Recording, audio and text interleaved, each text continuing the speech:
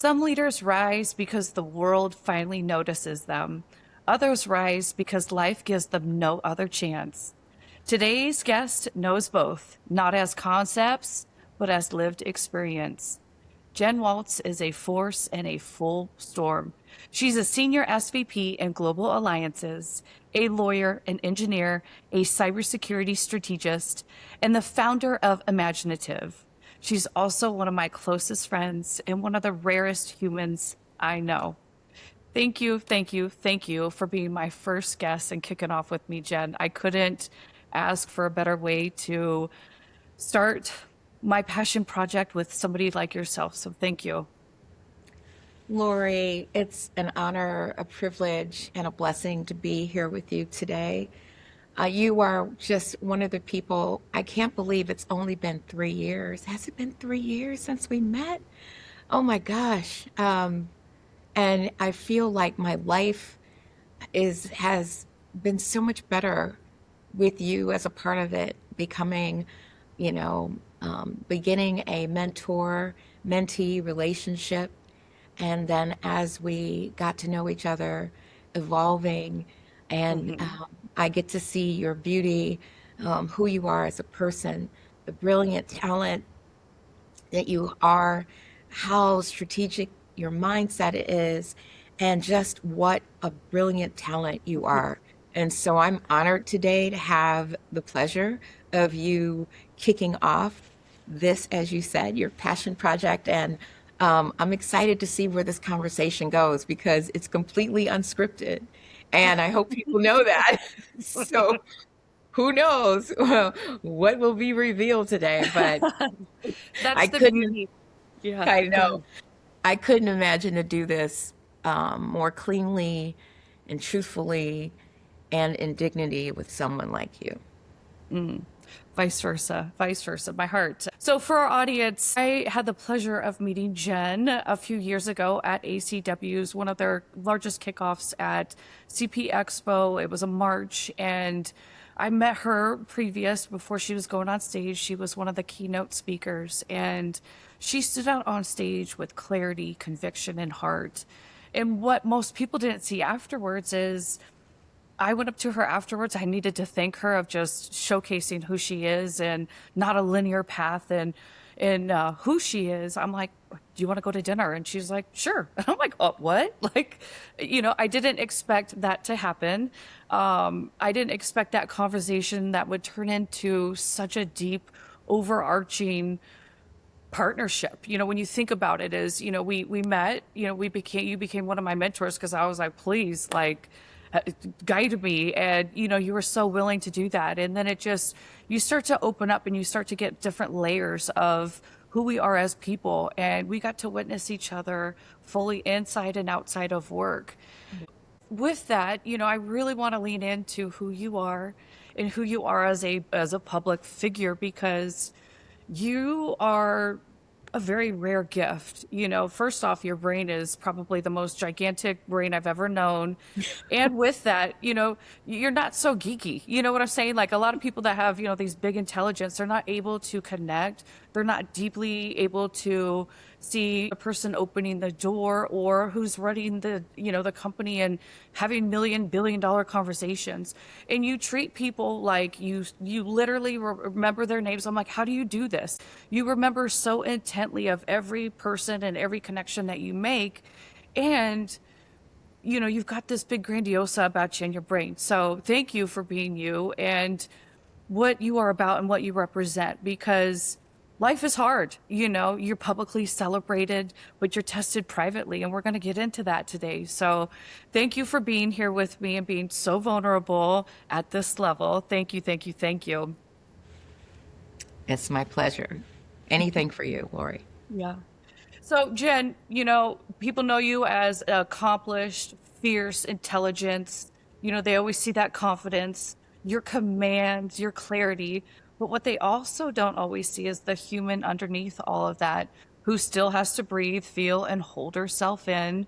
And you went through a lot. I remember being at Women of the Channel, and you got Role Model of the Year in 2024. And that is just a testament to who you are in your presence within all of these rooms.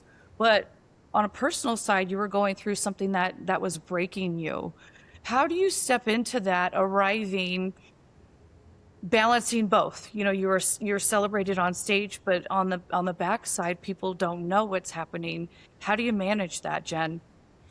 Yeah, so Lori, first and foremost, I know you said I'm not geeky, but I am. I just hide it from people really well because I really am a nerd. I truly am deep down inside. I just put a little pizzazz on top of my nerddom. Um, I will say that one, I read Dale Carnegie's book as a kid. Now, I was definitely not the average child. I was definitely more introverted. Um, I was reading at a 12th grade level in third grade, and Oh. that's not to brag or anything. It was just I was a voracious reader. And so I would read the books that my parents bought home, like What Color's Your Parachute and Dale Carnegie's How to Win Friends and Influence People. And I really liked that. And it taught me so much about how to remember people and how to Mhm. remember their names and what they do and what kind of impression you can leave on them so that they Yes. want to work with you. And Mhm. so I'm arriving today very tender and steady at the same Mm. time.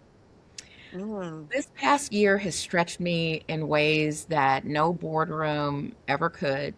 I've been caring for my elderly father as his health became increasingly fragile, and you've supported me in those things. I navigated through an unexpected divorce. I'm in those proceedings now, rooted in betrayal and managing the emotional and logistical fallout that follows when the truth finally surfaces of a secret life that your partner, your spouse, your husband had and was going through steps to hide from you. Mm. So so when those things happen and the truth finally surfaces, I'm not here today because it's easy. I'm here because I've learned how to stay Mhm. upright while carrying weight. Mhm. Okay. Mhm. And not just as a woman, but as a woman of color in these trying times, knowing Mhm. that it is important for me to continue to move forward, Lori. Mhm. Well, being a woman of color, you have extra eyes on you to number one, what are you doing? I can't wait to see you fail. Haha. You know, when a lot of people of color, you have to be this unicorn. You have to have double, triple education. And look at what you've done.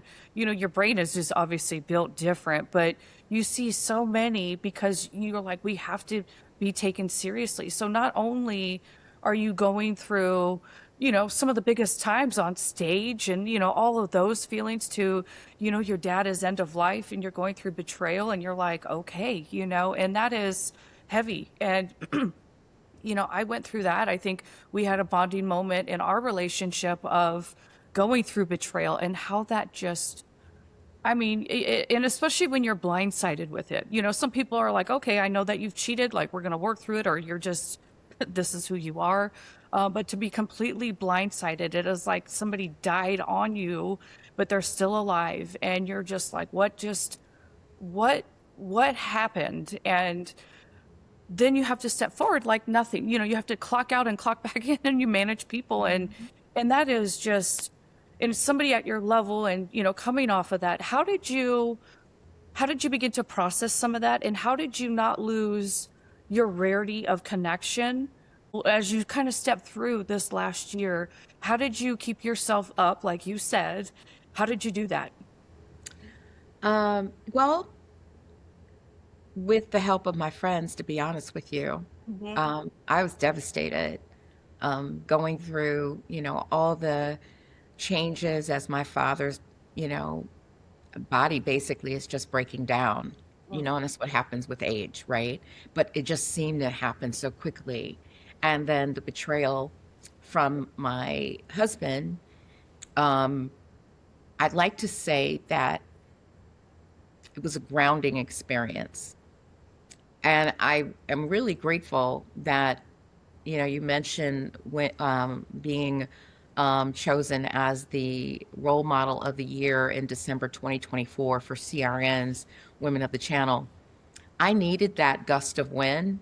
I Hmm. needed that underneath my sails because I had no idea what was about to happen to me. Yes. And Hmm. so I'd like to tell people that people have asked me this question and like, what word defines you? And I'd Hmm. like to say that the one word that has always defined me is resilience. I thank God I do not look like what I've been through. And that, because it'd be the portrait of Dorian Gray, an obscure movie from back in the 1930s, and the basically the sins of the person in the human form went on the picture. So thank God that I do not look like what I've been through because of my heart and how good I am to people, regardless Hmm. of how good they are, Hmm. right? And Hmm. so, you know, this question, to me, it's resilience, it's grounding, it means anchoring myself in what matters Hmm. most. And so, that was one of the things, I was um, leading a global initiative to drive partnerships and revenue, and then a stepmother to two children. One of them has special needs, and that was one of the things that was most important to me. And then taking care of my dad, and then being a good wife to my husband. And some days, when you're grounding yourself, it's checking in on your friends, the ones that might be Hmm. struggling. Some Hmm. days it's reminding myself that the unraveling of this marriage was not a failure of character on my part, but a reckoning with reality. Hmm. I tell you all the time that God redirects you to protect you. Hmm. And I firmly know that in these instances that I ground myself by choosing truth Hmm. over performance. I'd like to tell people, it's not just what you say, it's what you do. And I don't Absolutely. know if this rings a bell, but I got this tattoo, and I know it's going to show up backwards, but basically it says, truth is kindness. And Hmm. so, do you know how strong that is to tell someone the truth, even when it Hmm. hurts? Oh, Um, yes. and be truthful to yourself in the same context. So, Hmm. I know that was a bit wordy, but resilience and grounding myself in facts and truth Hmm. is the only Hmm. way that I've been able to get through this season so Hmm. that I can be prepared for whatever blessings are coming next for me. Yes. Yes. Well, Jen, first off, thank you for doing the work for yourself. Sometimes people don't want to get that hard and go that many layers to go through it. Sometimes people react in ways where they can get the best of you. And it's so hard not to lose yourself in those moments, especially with that betrayal, because you start to look at like, wow, how did I not see this? Or how do I trust myself again? Then you look at being able to trust people again. And I know for me, that was one of the hardest things as I went through betrayal. I went through betrayal after I was estranged from my family for a little bit. Well, I still am for right reasons, but through Hmm. that time, I was in deep therapy. And one of the questions to my therapist that I would always get is like, how do I trust people again? Like, I've got this big heart. And she's like, you Hmm. will. And then I got to meet you. And so, I got to meet you in that moment. And then you're opening yourself back up. But I think for me, that was the hardest part again with betrayal. And as like, Hmm. in business, like I have to talk to you, I have to like look at your cues. I struggled with trusting myself again. So I want to ask you that is, especially at your level of starting your own company in tandem with all that, you're consulting, you're on, I don't know how many boards you're on, you're influencing, ACW, Women of the Channel. You are a big force in the community, and a lot of people look to you for trust in that. How do you get back to trusting yourself again when something like that happened and the people around you? Number one, to maintain your heart, your integrity, and who you represent. How do you not let that overtake you? Oh, wow. That's a great, just such an emotionally intelligent question. Um, I would say that, I'll just be, straight up with you. How I am today, I'm arriving honest. I'm a little tired. I'm deeply present. I'm not depleted. I'm just aware. Learning the difference. I'm grounded in my body to get today, which hasn't Hmm. always been the case because, Hmm. there's relief in not performing strength anymore. Um, I would say that, I'm leaning into stillness, breathing, um, where I have to remind myself that I don't need to earn my right to exist in the room. I remember who I am when no one is watching, and that Hmm. version of me has never failed me. I Hmm. think that I think that I have had to stop asking permission. I don't compartmentalize myself anymore Hmm. for any other person's comfort or enjoyment. I'm allowed to be technical and strategic and creative and emotional and exacting all at once. Hmm. And, um, you know, we're all complex, beautiful creatures. And I feel that there has been times where I've needed to minimize myself or simplify things. Hmm. And every time I've done so, something inside of me dimmed. And so I don't do that Hmm. anymore. Making other people comfortable is not a Hmm. KPI for me anymore, if that makes sense. Yes. I like Not. that. Oh, I love check that. That's in 2024. Your comfort is not on my KPI list. So Applause. I hope that answered your question, Lori. Yeah, it does. It does. I appreciate you, sharing that. And I think that's going to really resonate with a lot of people.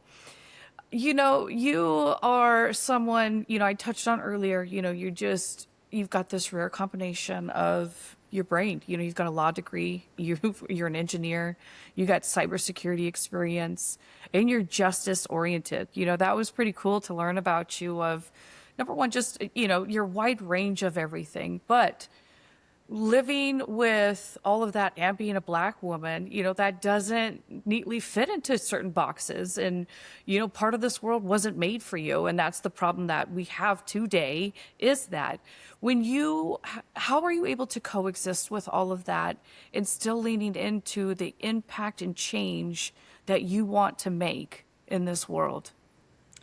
Yeah, like I said, I stopped asking for permission. I stopped explaining. I let Yes. silence correct any of the narratives. Yeah. Okay. That's hard. Yes. People who truly know me, Hmm. they don't need clarification, right? Hmm. Um, you asked about my sense of justice. Hmm. I've watched systems fail people that I love dearly, not just family members, but also dear friends that I've Hmm. had the pleasure of connecting with and getting to know in my lifetime along the way. I knew early that fairness and equality are not the same thing. Hmm. To me, and for me, justice has always been personal. Hmm. And because it's Yes. been personal, I'm able to see things through this prismatic lens, not just as a black woman that society sees me as, but as a multiracial, multicultural individual so that I can relate to others. Hmm. Because I don't want to just look at the world as, Jen, the African American woman, black woman. I have to look at life as Jen, who is part white, and Jen, who is part Native American, and Jen, who is part Latino. And I really know that that gives me a superpower because it allows me to connect with other people, seeing them through eyes that are Mm-hmm. like they would have, Mm-hmm. right? Mm-hmm. And so I just look at, I'm really passionate about making sure that regardless of race, regardless of socioeconomic conditions, regardless of um, income, regardless of education, that we are here in solidarity together. We are all humans. We all want the same things. If we have children, we want them to grow up safe in a wonderful community. If we live in a community next to other people, we want to know that those people have the same goals and ideals in mind so we can have things in common to discuss, Mm-hmm. right? And so I really feel we're closer as humans under justice and coexisting Mm-hmm. than a lot of people would have us think we are. We're not that far apart. Mm-hmm. Agreed. Thank you for being a voice for so many. You know, your voice is so powerful and you're so gifted, but you're also giving a lot of strength to other people for number one, educating themselves. You make it where it's engaging and you want to know, and it is righteous in all the right ways. And Mhm. you know, thank you for continuing to speak up for people and being that voice for so many. With that, sometimes you're going to hear no. Sometimes things don't go your way because of it. It could Yeah. be whether or not you're starting a new position, you want to go somewhere, you're too senior. You might be, everyone likes you, but you know, what else are you gonna do, you know? And I think that's the hard part too, is being so liked by people. They're like, you know, yeah, I like you, but what can you do? And you're like, are you kidding me? Like, here's my Rolodex, like my Rolodex, my scroll of Yeah. accomplishments. And I'm liked because I'm engaging, because I'm connecting, because I've got that. And there's such value in that. So when you're in these spots where you either you don't get the job that you want, you know, somebody's, you know, backdooring the shit out of you and you're like, you don't even know me. And you know that you're right for stuff. Yeah. How do you get through yourself without losing yourself in some of that? And then second, what is your advice for people that are experiencing the same thing that that we all have? Yeah. Well, first and foremost, I'm going to go back to what I talked about being grounded, right? Mm-hmm. Because I'm not going to internalize what isn't mine. Okay. Mm-hmm. We have freedom of choice and we have freedom of consequences from those choices. I live by the sword. Listen, I've made Yes. mistakes. Again, I'm not going to internalize what isn't mine Mm-hmm. because of someone else's behavior. I'm not going to lay claim to it. I am Mm-hmm. not going to own that. I document, I Mm-hmm. discern, and I move with precision. Mm-hmm. I really try to take emotion out of it as much as possible. However, and being tactical, and sometimes people could say, "Oh, she's, you know, aloof or she's not feeling," and that's not true. Mm-hmm. I, again, am staying grounded by not internalizing what Mm-hmm. belongs to someone else. Okay. Mm-hmm. The other thing is, you mentioned like when I hear being too senior or likable, but people don't know me. And to me, I'm hearing defensive mechanisms like, oh, she would be harder to control, or she doesn't really need us, or Mm-hmm. she sees the game. She knows what time it is. And Yes. and you know, as my and as my friend, you know that I have been candidate number two out of hundreds. And I Mm-hmm. always, always the bridesmaid and not the bride. And again, I'm not perfect. I'm definitely curious to get feedback and other things on what's not a fit. But I don't interpret someone else's response in that way Mm-hmm. as it's just a data point. It's not the truth. Patterns matter more than opinions. Mm-hmm. Okay. And I feel that when there's a lot of scarcity mindset in the channel right Yes. now, right? Yes. And I'm very fortunate to have had, God, I think 4 different careers in this career. I was a direct seller for many, many, many years, with multi-million dollar quotas and crushing the game. And then, stepping into a solution architect slash sales engineering role and helping salespeople really articulate value to end user clients and partners so that they could get the art of what's possible. That's been super fun. And then going into becoming a mid-level manager and then a senior executive, I like to think that as you evolve, there's always going to be someone who, maybe haven't done all the work that they needed to do on themselves so that they could Hmm. be the perfect, not perfect, but they could be the best version of themselves and be emotionally intelligent and kind and thoughtful, and compassionate and caring. Now, it doesn't mean you have to be a punk in having all those traits. Yep. It just means you're able to relate to others from a different perspective and align on emotional intelligence as humans, right?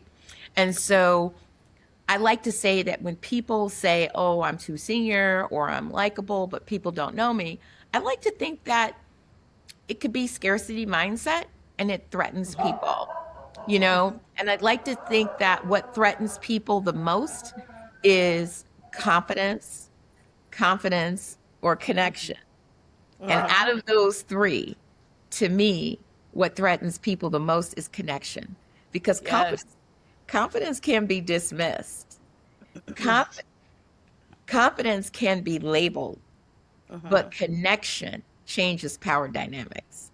So, um, yeah, I just, again, I don't internalize what other people have going on in their psyche. They need to go fix Hmm. themselves, right? And so and then they can come back to me and we can engage when they fixed themselves and dealt with whatever realities in their head was going on. Hmm. Hmm.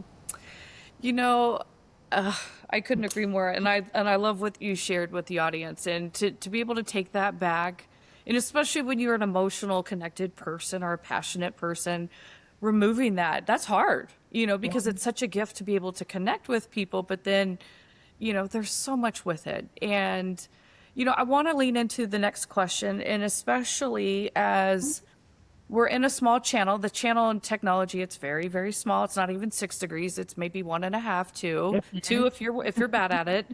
Yeah. um, and when we're leaning into, hey, I want some exposure, we really want to lean into our networks. We have to. You've got to have 40 to 50 different people working for you as you're trying to expand or look and stretch yourself. We're also leaning into our women communities, and you're involved with a lot of women communities. But women supporting women, it's complicated at times. You touched on it, scarcity, whether that's when women, just the women in leadership roles, there's not a lot. Let's speak the facts. And then you get into a lot of clash with it as well, where people don't want to share. Why wouldn't you want to share like your history or like how you're winning? Like, why are you gatekeeping and why are you putting people in a box? When we're going through that, why do you think women are number one? Why do you think women are positioned against each other in this space? Let's start there. Oh, wow, man. I feel like this should be after hours. Like this should, Not at like I feel 11, like not at 12:22. I should have a glass of wine in my hand instead of some water. I really feel like that right now. Okay, so I'm gonna just lay it bare. Women are positioned against each other because scarcity is manufactured. None of this shit exists. It Mm-hmm. exists because someone is saying that. It doesn't make it Mm-hmm. true. Mm-hmm. Divide and conquer didn't start with us. It was handed to us, Yes. right? It was a way for people to say, um, you know, yeah, let's just do this. Let's separate these people. It's absolute bullshit. And the fact that I see women leaders in this industry out here Um, pouring salt on another person's tail, that's a old South colloquialism in which you're trying to hold somebody back. Like when you Mm-hmm. put salt on a Mm-hmm. bird's tail, they can't fly. And Mm-hmm. then like this, there is so much room for all women to be here. At no point in time do you have to, mm, you know, construct a shank out of words to keep another woman Yes. down. I have issues with this, strong issues. Like, Mm-hmm. it's just because someone else is rising doesn't mean it's a diss on you. It just means that's their time. And maybe you had your time before or your time is coming, but it doesn't Mm-hmm. mean you have to keep another person down. That's what bothers me the most. And it's one of the reasons why I really love being a part of all these women organizations, because regardless of how a few bad apples who, Mm-hmm. quite frankly, haven't done the work on themselves or gotten a professional coach or spoken with a therapist, and they're relying on girlfriends with bad attitudes, bad relationships that are bitter to give them insights instead of Mm-hmm. embracing the positive, right? And so I love to be around women and men and people who are thinking and dreaming of the Yes. art of what's possible. They're fascinated about what's next that's going to Yes. happen. That's wonderful. I want to be a part of that. And so, women, they're going to be positioned against each other because, number one, from birth, women are taught, oh, you're the prettiest. Oh, you're the baby, you're the princess, all the things. And then they begin to ideate that into real life, Mm-hmm. like no one else can be that, which is Mm-hmm. ludicrous. Okay. Mm-hmm. And so I say, as soon as you see some women that are positioning against another woman, regardless of anything, it's only a matter of time before they come for you. They're going to Mm-hmm. come for you too, because if they feel comfortable talking shit about somebody else that's a woman in these times, in this year of our Lord, guaranteed it's a moment in time before they come after you. And do you really want to be associated with that? And like, let's talk about that. Let's dig deeper into association. I hope most of the people that read the script for this, Lori, because I'm sure you're going to have that posted where people can see the transcript, and then they can also watch this video. I hope at the end of it, they can look in the mirror and say, you know what? Everything that I have done did not tear down a person today, did not malign another person, and really Mm-hmm. breathe life into another human. Because Mm-hmm. this life, we only have so many breaths to take. Why Yes. would you use a moment to Mm-hmm. spit vile or lie or be disingenuous with another Mm-hmm. person? Just tell them the truth, man. If they're not suited for a role or something, just say, you know what, this is not a good fit. I'm going to look for something different. And when that moment arises, let's connect. Mm-hmm. So again, man, I don't want to be standing on my, making this a Dennis Miller rant or standing on my soapbox, but man, I want you to know that if you hear another woman talking about another woman, she's going to talk about you, period. 1000%. And if you are the one that is looking in the mirror and that criteria that Jen didn't share with you, think about it. Get to that point, because why are you in the role that you're in if that is part of these groups, is to support other women? And that's where I have the hardest time with, is women who are touting that and not hooking each other up. And why have that conversation? Like, why? Like, we are up against this all the time in a male dominated space. You talk about it and then you get to see this person and you're like, wait a minute, snip snip, like, you don't belong here. Like you said earlier, I want to surround myself with people that are fascinated with learning and growing and supporting each other, thinking different. Like, what can I learn from you? Like, the Mhm. relationship that I've been in with you, I've learned so much about Black culture. I'm passing that on to my son, who is biracial, and he needs to know all of this as well. But Mhm. that's what makes us such a beautiful combination. Is number one, we don't look alike, we don't think alike.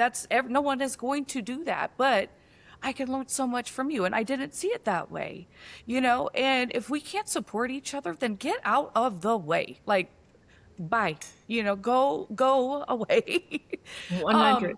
Or at when least you're go far enough away from me so that I yeah, don't have to see your sure. face, deal Yes, with yeah, you, and yes, take on whatever yeah, drama and stress that you're bringing this yeah. way, you know?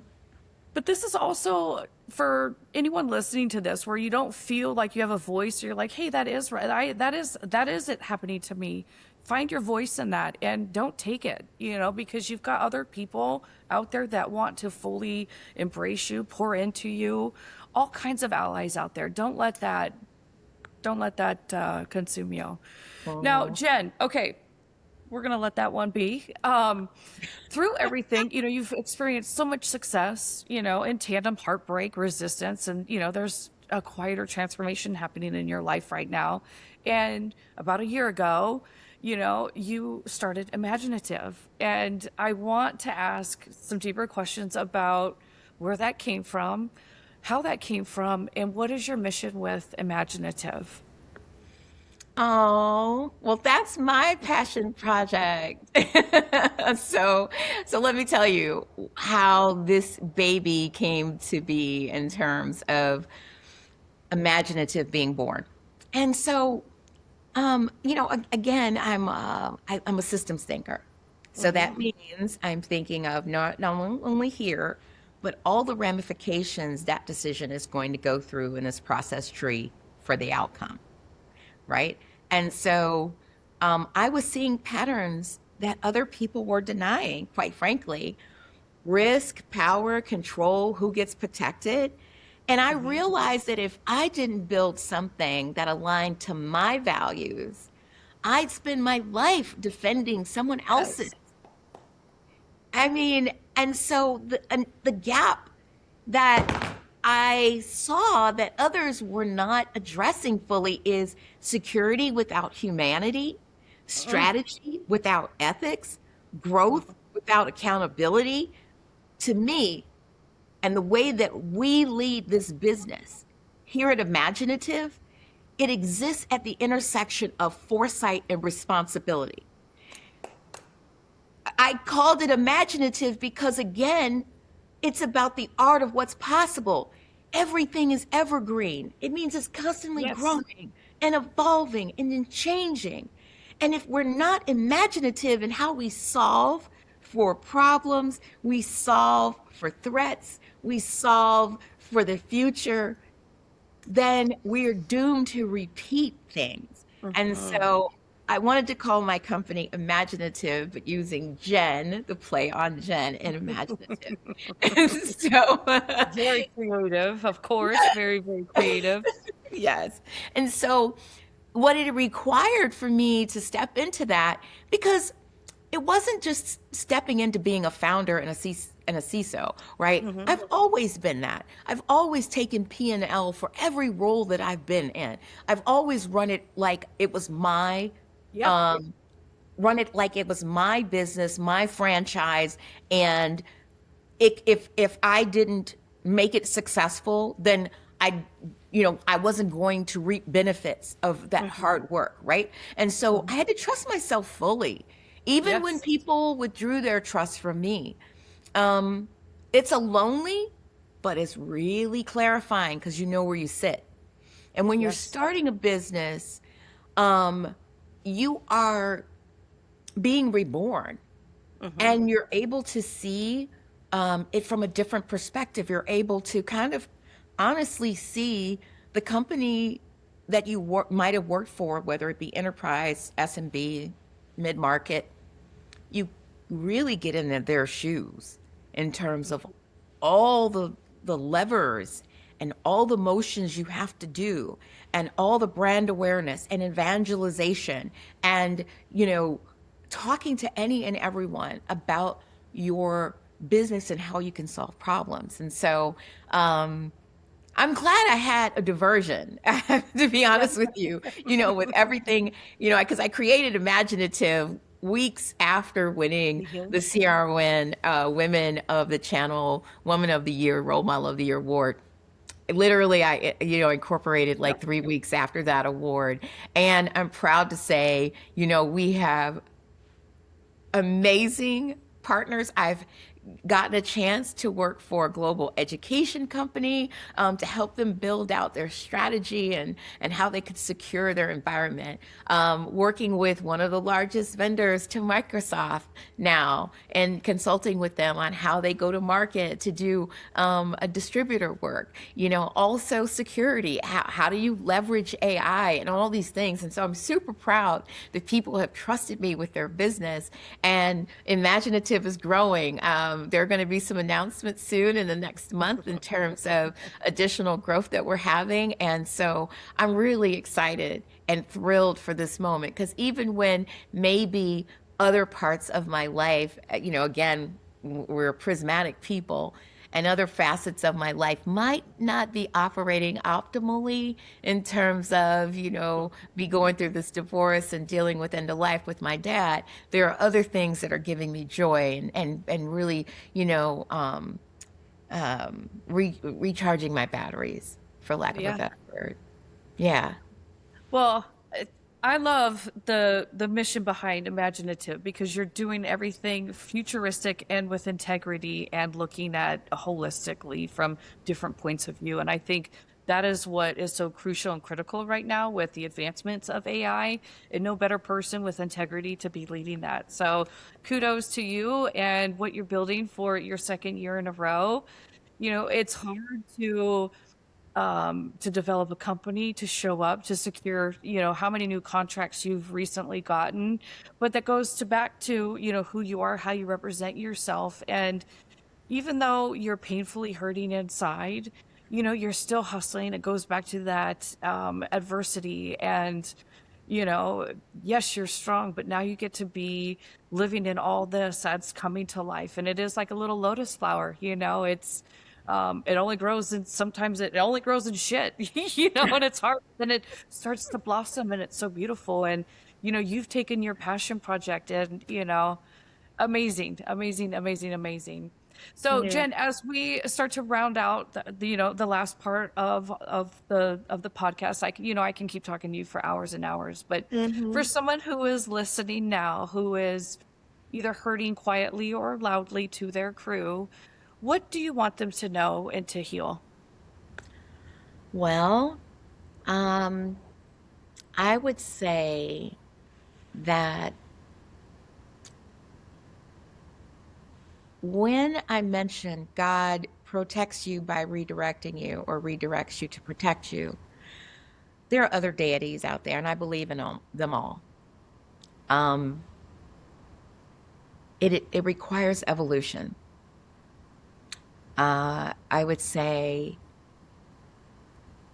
m- as I lead, when my sense of safety has been fractured without my permission, without my inclusion, it's heavy. But it also reveals that you are without this illusion of protection. Um, Yes. Leadership becomes quieter, sharper. I haven't been posting as much, not because I don't have things to post, but because I'm grieving in several different ways. And so the energies that I expand to the projects that I'm working on, I'd rather that be my focus, as opposed to, and I'll get back to being more active on social media eventually. But right now, you know, I'm slowing down. I'm letting things align instead of acting on this urgency. Mm-hmm. So I'm letting alignment lead instead of this urgent thing. And this season has taught me a lot about discernment is wisdom with boundaries. Oh, Distrust is fear trying to protect you. I choose discernment. mm-hmm. And I've always been, pretty thoughtful in my measures with people. Um, I'm I'm leading I'm leading in my own way while hurting and grieving and processing and healing quietly. I'm not weak. And for those of you that might be going through something similar, I'm praying for you. I send good energy to you. This too shall pass. You're not weak either. You're human. And you don't have to harden yourself to survive. You're allowed to become. And so, what I'm becoming now is someone softer and stronger at the same time, less reactive, more sovereign. Mm. Hmm. Lots of bombs today. You dropped lots of bombs on us. Thank you. Thank you. Thank you. I really enjoyed that last piece of advice. And, for everyone listening, thank you. I think so much was shared with you today, Jen. Thank you so much for being that vulnerable with us, sharing a little bit about that heartbreak, because right now it is a piece of you. But I love that you're taking your time and you're leaning into alignment on what that feels like, because our bellies often and always, most every time, it always tells you what Yeah. to do. Sometimes we tend to overlook that because we're either racing for something, we don't want to take our time and sit in it. And I'm happy that you're doing your time and you're still being you, and it hasn't hardened your beautiful, rare soul. Oh, thank you, Lori. Um, I really appreciate you because you got to see, me evolving again Mhm. during this season of change. And I'd like to leave people with this. There are things I'm no longer willing to sacrifice. All of us, we're so busy, we're always Mhm. traveling. And I'd like to say, as I look back, there were things that I overlooked um, because I was so busy and I just didn't want to feed into it. But I Mhm. will tell you, if I had trusted my peace, my Mhm. intuition, Mhm. and my safety, these are three things I'm no longer willing to sacrifice because the person that I happen to be formerly, well, at some point, no longer married to, they were willing to forgo my safety, my peace, my mental um, stability. Mhm. And no one deserves to be with anyone in any type of situation in which those three things are sacrificed. Amen. Amen. Thank you all for being here and spending time with us. If something from today stayed with you, let it. That's where growth lives. This is Storytime with Lori. Real life, real laughs, real lessons. Until next time, keep becoming.